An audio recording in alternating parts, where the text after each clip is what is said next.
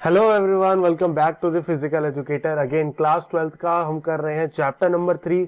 ये है उसका पार्ट 2। चैप्टर का नाम है योगा एंड लाइफस्टाइल। देखते हैं चैप्टर के अंदर कंटेंट क्या क्या दे। तो हमने ऑलरेडी ये जो फर्स्ट 2 पार्ट्स है वो कवर किया हमने प्रीवियस वीडियो के अंदर। ये पार्ट जो है इसके अंदर हम कवर करेंगे बाकी का बचा हुआ चैप्टर। तो चलिए बढ़ते हैं वीडियो की तरफ।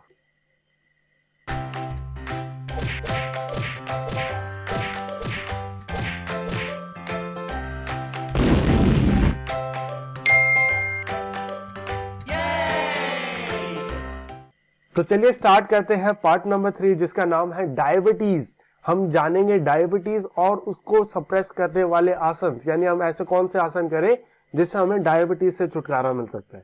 तो सबसे पहले हम समझते हैं मतलब डायबिटीज का। तो डायबिटीज क्या है? एक जनरली मेटाबॉलिक डिसऑर्डर है जिसमें हमारा जो ब्लड शुगर लेवल है वो बहुत ज्यादा बढ़ जाता है। अगर वो बढ़ जाता है और एक लंबे टाइम तक बढ़ा रहता है तो वो डायबिटीज कहलाता है। ठीक है। अच्छा, अब ये जो ब्लड शुगर लेवल है ये बढ़ सकता है कई रीजंस की वजह से। इसमें जो प्रोमिनेंट रीजन है वो है हमारे पैनक्रियाज का इंसुलिन प्रोड्यूस ना करना। हमारा इंसुलिन क्या काम करता है? इंसुलिन काम करता है हमारे ब्लड शुगर लेवल को कंट्रोल करने में। अगर इंसुलिन प्रोड्यूस नहीं होगा तो हमारा blood sugar level out of control हो जाएगा और वो डायबिटीज फॉर्म करेगा। ठीक है। दूसरा जो बहुत बड़ा रीजन है वो है कि हमारे जो सेल्स है, बॉडी के जो सेल्स है वो इंसुलिन पे वर्क करना बंद कर देते हैं, उस पर रिस्पॉन्ड करना बंद कर देते हैं, जिसकी वजह से अगेन हमारा ब्लड शुगर लेवल हाई हो जाता है और हमारे डायबिटीज होने के चांसेस बहुत ज्यादा बढ़ जाते हैं। ओके। अच्छा, डायबिटीज जो अगर किसी पर्सन को हो रखा है, अगर आप जानते होंगे तो वो फटीग का शिकार होते हैं, बहुत ज्यादा थके थके रहेंगे, बहुत ज्यादा यूरिनेशन करना पड़ेगा, बाथरूम जाना पड़ता है, सुसु करना पड़ता है, बहुत ज्यादा प्यास लगती है, भूख बढ़ जाती है, दिखना बहुत कम हो जाता है, किडनी फेलियर के चांसेस होते हैं, उनका कार्डियोवास्कुलर डिजीजेस डेवलप करने के बहुत ज्यादा चांसेस बढ़ जाते हैं। आगे बढ़ते हैं और जानते हैं टाइप्स ऑफ डायबिटीज के बारे में। डायबिटीज जो है वो 2 टाइप का होता है। टाइप 1 डायबिटीज जिसके अंदर हमारी बॉडी जो है वो इंसुलिन सेक्रीशन बंद कर देती है। हमारा इंसुलिन सेक्रीट ना होने की वजह से हमारा ब्लड शुगर लेवल हाई हो जाता है और पर्सन डायबिटीज का शिकार हो जाता है। इस केस के अंदर जो पर्सन है वो आर्टिफिशियल इंसुलिन को इंजेक्ट करता है अपनी बॉडी के अंदर ताकि उस ब्लड शुगर लेवल को वो वापस से कंट्रोल में ला सके। ठीक है। अच्छा, सेकंड आता है इसके अंदर टाइप 2 डायबिटीज। टाइप 2 डायबिटीज क्या है? यहाँ पे जो ब्लड शुगर लेवल है वो बहुत ज्यादा नहीं बढ़ता as comparing to type 1 diabetes. यहाँ पे ब्लड शुगर लेवल बढ़ेगा लेकिन टाइप 1 से कम बढ़ेगा। ठीक है। टाइप 2 डायबिटीज होने का जो बहुत बड़ा रीजन है वो है हमारा इंसुलिन इतना ज्यादा प्रोड्यूस नहीं हो पा रहा कि वो हमारे ब्लड लेवल को, ब्लड शुगर लेवल को वापस से नॉर्मल कंडीशन तक पहुंचा पाए। ठीक है, सेक्रीट हो रहा है बट इतना नहीं हो पा रहा कि वो ब्लड शुगर लेवल को नॉर्मल तक पहुंचा पाए। ठीक है। और दूसरा कारण हो सकता है इसी के अंदर कि हमारे ब्लड सेल जो है वो प्रॉपरली रिस्पॉन्ड नहीं कर रहे हमारे इंसुलिन पे। ठीक है। तो ये रीजन है टाइप 2 डायबिटीज होने के। चलिए आगे बढ़ते हैं और जानते हैं कुछ आसन जो कि हमें हेल्प कर सकते हैं हमारे डायबिटीज को कंट्रोल करने में और उसको प्रिवेंट करने में भी। ठीक है। तो सबसे पहला आता है इसके अंदर भुजंग आसन। भुजंग आसन क्या है?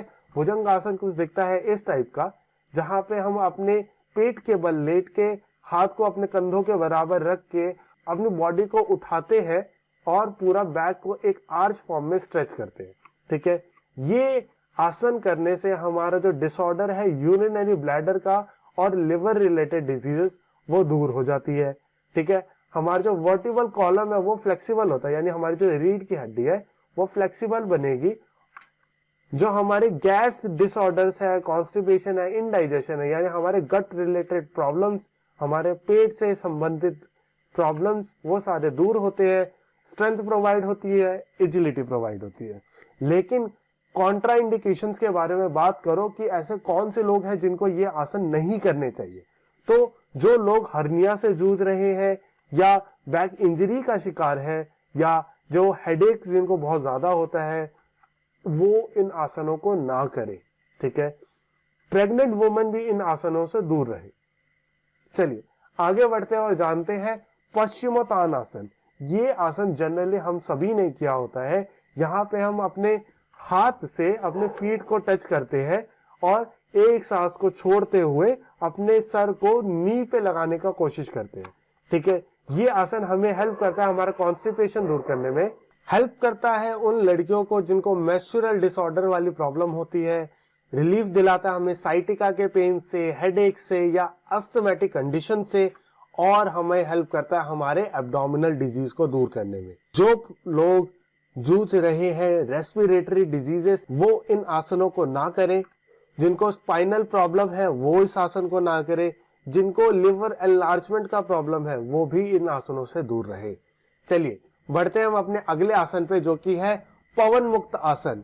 ठीक है, पवन मुक्त आसन नाम से फनी है, याद रखने के लिए इसको ये याद रख सकते हो कि यहाँ से पवन मुक्त होता है। ठीक है, अगर हम अपना पवन मुक्त करेंगे, दिस इज पवन मुक्त आसन। ठीक है, याद करने के लिए कैसे भी याद रख सकते हैं। ये आसन जो होता है जनरली हम इसमें क्या करते हैं, अपने नी को टच करते हैं अपने चेस्ट से और हाथों से बहुत टाइटली हग करते हैं, अपने लेग्स को प्रेस करते हैं अपने चेस्ट की तरफ। ठीक है, अच्छा, इससे क्या होता है, हमारी जो लोअर बैक है वो बहुत ज्यादा अच्छे तरीके से स्ट्रेच होती है और वो टेंशन रिलीज होता है। हमारी पेल्विक एरिया की जो मसल है वो स्ट्रांग होती है और हमारा कॉन्स्टिपेशन और एब्डोमिनल डिजीजेस जो होती है वो दूर रहती है और हमारा एब्डोमेन और स्ट्रांग बनता है। ठीक है, जो लोग जूझ रहे हैं हार्ट रिलेटेड प्रॉब्लम से, एसिडिटी से या हाई ब्लड प्रेशर से वो ना करें, पाइल्स वाले लोग ना करें, प्रेग्नेंट वुमेन दूर रहे। ओके, चलिए अगला आसन है हमारा अध्र मत्स्येंद्र आसन। ठीक है, इसके अंदर क्या है, ये दिखता है आसन कुछ इस टाइप का। ठीक है, ये आसन करने से हमारे जो पोस्टीरियर ग्लैंड्स है वो हेल्दी रहते हैं, हमारा जो गैल ब्लेडर है वो हेल्दी रहता है। ठीक है, हमारी बैक जो है वो बहुत अच्छे तरीके से स्ट्रेच होती है और वो फ्लेक्सिबल रहती है। एड्रेनलिन का सेक्रीशन बहुत अच्छे तरीके से होता है। जो लोग ब्रोंकाइटिस या कॉन्स्टिपेशन या मेंस्ट्रुअल डिसऑर्डर से जूझ रहे हैं उनको बहुत रिलीफ मिलता है। जो महिलाएं 3 या 4 महीने की प्रेग्नेंट है वो इस आसन को ना करें। स्लिप डिस्क या साइटिका की प्रॉब्लम है तो भी इस आसन को ना करो, बहुत ज्यादा पेन होगा वरना। ठीक है, चलिए आगे बात करते हैं हम अपने पार्ट नंबर 4 की, जो कि है अस्थमा। अस्थमैटिक कंडीशन के अंदर कौन से आसन तुम्हें हेल्प करने वाले हैं और अस्थमैटिक कंडीशन होता क्या है। तो सबसे पहले समझते हैं मीनिंग ऑफ अस्थमा। अस्थमा जो है वो एक कंडीशन है जहां पे हमारा ब्रीदिंग प्रॉब्लम होने लगता है। अब ये ब्रीदिंग प्रॉब्लम होता है क्यों, क्योंकि हमारा जो ट्रैकिया है वो या तो उसका जो पाथवे है वो नैरो हो जाता है यानी पतला हो जाता है किसी रीजन की वजह से, या हमारा ट्रैकिया जो है वो स्वेल हो जाता है। ठीक है, तो इन दोनों ही रीजंस की वजह से जो अस्थमा है वो हो सकता है। ठीक है, इन दोनों ही रीजन में हमें ब्रीथ करने में बहुत डिफिकल्टी होने वाली है, हमें कफिंग होने वाली है बहुत ज्यादा, और एक विस्लिंग साउंड प्रोड्यूस होगी जब हम ब्रीथ आउट करेंगे।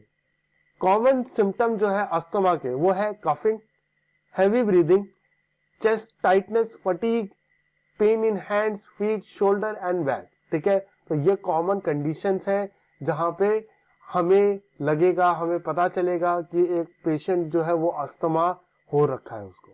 ठीक है, अब रीजन क्या हो सकता है अस्थमा का, डस्ट हो सकता है, स्मोक हो सकता है, एयर पोल्यूशन हो सकता है। चलिए आगे देखते हैं और बात करते हैं हम नेक्स्ट कौन से ऐसे आसन है जो कि हमें हेल्प करेंगे अस्थमैटिक कंडीशन को दूर करने में। फर्स्ट नंबर है उसके अंदर सुखासन। ठीक है, सुखासन क्या करेगा, तुम्हें सुख प्रोवाइड कराएगा और तुम्हारे मेंटल एंड फिजिकल बैलेंस को बनाने में हेल्प करेगा, स्पाइन को स्ट्रेच करेगा, स्ट्रेंथ भी प्रोवाइड कराएगा। ठीक है, एंजाइटी, स्ट्रेस और मेंटल फटीग को दूर करेगा। और जो लोग ऑलरेडी नी और हिप इंजरी से जूझ रहे हैं वो ना करें, स्लिप डिस्क वाले लोग ना करें, क्योंकि जब भी हमारा नी जो है 90 डिग्री से ज्यादा फोल्ड होता है तो उसके जॉइंट पे जो होता है बहुत ज्यादा प्रेशर क्रिएट होता है। और जो भी लोग नी रिलेटेड प्रॉब्लम से जूझ रहे हैं और वो अपना नी को 90 डिग्री से ज्यादा बेंड करते हैं तो वो लंबे टाइम तक बेंड करना उनको बहुत दिक्कत देगा। ठीक है, तो सुखासन पे ना करें। ओके, नेक्स्ट बात करते हैं अब अपने अगले आसन जो कि है चक्र आसन। चक्र आसन जो होता है एक बहुत पॉपुलर आसन है जो कि मुझे बहुत पसंद था अपने टाइम पे करने में। ये हेल्प करता है हमारे बैक को क्योर करने में, किडनी रिलेटेड पेन को दूर करने में, जो इनफर्टिलिटी की प्रॉब्लम होती है वो दूर करता है क्योंकि ये ब्लड सप्लाई बढ़ा देता है हमारे सेक्सुअल ऑर्गन्स में। अस्थमा और ऑस्टियोपोरोसिस वाली प्रॉब्लम को दूर करता है, ठीक है। रिलीफ दिलाएगा तुम्हें स्ट्रेस और डिप्रेशन से, और कंट्रोल करेगा तुम्हारी ओबेसिटी यानी मोटापा, ठीक है। जो लोग हार्ट रिलेटेड प्रॉब्लम्स में है वो ना करें, या तुम्हें सर्वाइकल इंजरी अगर हो रखी है तो भी इस आसन को ना करो। ओके, चलिए आगे देखते हैं अपना अगला आसन जो कि है भुजंग आसन, जिसके बारे में हम ऑलरेडी बात कर चुके हैं, ठीक है। जो कि इस टाइप से दिखता है कुछ, जहां पे अपने बैक को हमें आर्च करना पड़ता है अच्छी तरीके से। नेक्स्ट आता है इसके अंदर पश्चिमोत्तानासन। इस आसन के बारे में भी हमने देखा, जहां पे हम अपने हाथ से अपने फीट को टच करेंगे और एक ब्रीथ आउट करते हुए अपने हेड को ट्राई करेंगे अपने नी पे लगाने का। आगे जो अगला आसन आता है हमारे पास वो आता है गौमुख आसन, ठीक है। गौमुख आसन पोस्चर जो है वो कुछ इस टाइप से दिखता है, ठीक है। ये हमें हेल्प करता है हमारे अस्थमा को ठीक करने में, ओके, हमारे स्पाइन को स्ट्रॉन्ग और इरेक्ट करने में यानी स्ट्रेट रखने में, हमारे पोस्चर को ठीक करने में यानी एब्डोमिनल ऑर्गन के वेल फंक्शनिंग में, ओबेसिटी को दूर करने में, हमारी अपर बॉडी को फ्लेक्सिबल और स्ट्रॉन्ग बनाने में, और हमारे ब्लड सर्कुलेशन को इंप्रूव। जो लोग शोल्डर रिलेटेड प्रॉब्लम है जिन लोगों को, वो ना करे, जिनके स्टिफ शोल्डर्स है वो ना करे। किसी भी प्रकार की हिप और नी या हैमस्ट्रिंग या क्वाड्रिसेप्स की इंजरी हो रखी है तो भी इस आसन से दूर रहो, ठीक है। ना करे कोई भी प्रेग्नेंट महिलाएं। अगला जो आसन है वो है हमारे पास पर्वत आसन। पर्वत आसन कुछ इस टाइप का दिखता है, बहुत इजी है परफॉर्म करना, हेल्प करेगा हमारे स्पाइन को स्ट्रॉन्ग करने में, इंप्रूव करने में, स्ट्रेंथी करेगा हमारे आर्म्स की मसल, और ब्लड फ्लो बढ़ाता है ब्रेन में। तो ब्रेन में जब खून दौड़ेगा तो तुम्हारा दिमाग चलेगा, ठीक है। It should not be practised if only one wrist, hip और एंकल इंजरी, ठीक है। अगर किसी को भी वन साइड ऑफ बॉडी के अंदर पेन है तो वो इस आसन को ना करें, स्पाइनल इंजरी वाले लोग ना करें। आगे बात करते हैं अपने अगले आसन की जो है मत्स्य आसन, ठीक है। ये इंप्रूव करता है हमारा डाइजेशन, रेस्पिरेशन, हमारे वर्टिबल कॉलम को इंप्रूव करेगा, डायबिटिक पेशेंट को हेल्प करेगा, मेंस्ट्रुअल डिसऑर्डर को दूर करने में हेल्प करेगा। अगर प्रॉब्लम है नेक की या ब्लड प्रेशर की, या अगर आप प्रेग्नेंट हो रखे हो तो इस आसन को ना करो, ठीक है। लेकिन प्रेगनेंसी केवल लड़कियों के केस में होगी, अगर लड़के प्रेग्नेंट हो रखे हैं तो वो भी मत करना, ओके। आगे बढ़ते हैं स्टोरी में और बात करते हैं हाइपरटेंशन की। हाइपरटेंशन क्या होता है, ठीक है। तो हाइपरटेंशन सुनकर बहुत भयानक सा लगता है, लेकिन एक्चुअल में इसका कॉमन नाम जो है वो है high blood pressure. High blood pressure को ही हाइपरटेंशन बोलते हैं, ठीक है। हाइपरटेंशन जो है वो एक कंडीशन है जहां पे हमारा ब्लड जो है वो आर्टरीज पे बहुत ज्यादा प्रेशर डालने लग जाता है, यानी हमारा ब्लड प्रेशर जो है वो बहुत ज्यादा हाई हो जाता है। अब ये हाई ब्लड प्रेशर का रीजन क्या है? ये रीजन हो सकता है तुम्हारी एज, तुम्हारी जेनेटिक, तुम्हारी ओबेसिटी, तुम्हारा मोटापा, ठीक है। लैक ऑफ फिजिकल एक्टिविटी है, अगर प्रॉपरली एक्सरसाइज नहीं कर रहे, तुम फैट बर्न नहीं कर रहे, तो वो फैट ही जमा हो रहा है तुम्हारी वीन्स के अंदर, जो कि तुम्हें हाई ब्लड प्रेशर या हाइपरटेंशन देने वाला है। अल्कोहल, स्मोक करना, ये भी तुम्हें प्रॉब्लम क्रिएट करेगा, ठीक है। मेंटल स्ट्रेस में रहते हो, डायबिटिक हो, या प्रेग्नेंट वुमेन है तो उनको भी हाइपरटेंशन जनरली रहता है, ठीक है। अगर मैं बार बार बोल रहा हूँ हाई ब्लड प्रेशर, तो नॉर्मल ब्लड प्रेशर के बारे में बताता हूँ। तो नॉर्मल ब्लड प्रेशर जो है वो रहता है हमारा 120 to 80 mm पर Hg, ओके। अगर इससे ज्यादा बढ़ जाए और पार कर जाए 140 to 90 mm Hg से, तो वो होता है हाइपरटेंशन। ये जो सिस्टोलिक और डायस्टोलिक ब्लड प्रेशर को नापते हैं, जिससे हमें ओवरऑल पता चलता है कि 140 और 90 है क्या, ओके।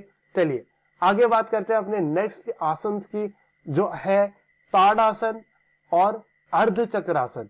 ये कुछ आसन है जो कि हेल्प करते हैं हमारे हाइपरटेंशन को दूर करने में, हमारे ब्लड प्रेशर को कंट्रोल करने में, क्योंकि ये बहुत ही प्रोमिनेंट है हमारे फैट लेवल को रिड्यूस करने में, ठीक है। अच्छा, और कौन से आसन है जो कि हाइपरटेंशन को दूर करने में हेल्प करेंगे? वो है पवन मुक्त आसन और भुजंग आसन। जिन दोनों ही आसनों के बारे में हमने देखा, उसके अलावा है वज्रासन और शवासन। वज्रासन क्या है? अपने हील को अपने हिप पे टच करते हुए बैठना होता है, जिससे हमारा माना जाता है कि कई सारा ब्लड सर्कुलेशन जो होगा वो इंप्रूव होगा। जिनको नी रिलेटेड प्रॉब्लम है वो मत करना, ओके। तो बस इतना ही था इस वीडियो के अंदर। ये चैप्टर होता है समाप्त। जो नेक्स्ट चैप्टर होगा वो होगा आपका chapter number 4. So subscribe to the channel and stay connected. Thank you so much.